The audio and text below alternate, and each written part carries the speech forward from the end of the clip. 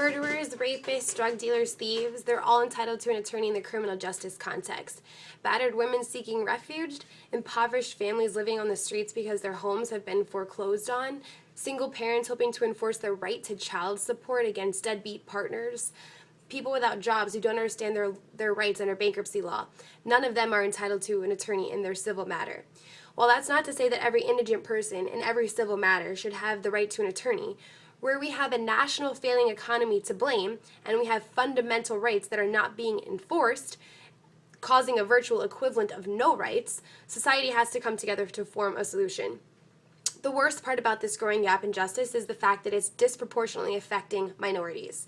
We have minorities who are unable to enforce their fundamental rights, thereby perpetuating the subjugation of the races. We are fostering a continued otherness between the majority and the minority. According to the World Justice Project's Rule of Law Index 2014 report, the United States lags behind its peers in providing equal treatment to ethnic minorities and other disadvantaged groups. And that's why another great quote is especially pertinent. Equal justice is what we put on courthouse doors. It does not describe what goes on behind them. On average, there is one government-sponsored attorney for every 6,514 low-income earning individuals. But yet we have one private attorney for only every 429 of those individuals. So we enter this downward spiral that's nearly a paradox. We have a national failing economy that is causing more and more people to go into poverty, and poverty itself creates legal issues and also an obstacle to being able to resolve them. So the legal issues that are commonly created by poverty would include foreclosure, bankruptcy, consumer credit problems. Poverty causes stress on families, which in turn causes a prevalence of divorce actions and later actions for child support and domestic abuse actions. So as people grow poorer and less able to afford an attorney, their need for an attorney is actually going up.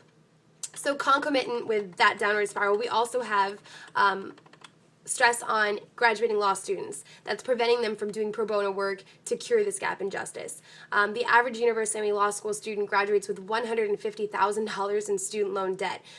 So their incentive to go into the lesser earning public sector jobs is just not there. There's a lot of stress to get a high paying job and less of an opportunity to dedicate one's free time to pro bono work. We have a change in family dynamics, which we have more men spending time in child rearing. We have a lot of adult children that are staying at home to take care of their elderly parents. And while this is great, it also means that outside of the work environment, where we used to have some extra time to dedicate to pro bono projects, there's now less time outside of the work environment to engage in those things. With less time and less of an ability to dedicate their time to pro bono work, we have a lack of attorneys in this field. We need more resources, and we need to cure this gap in justice.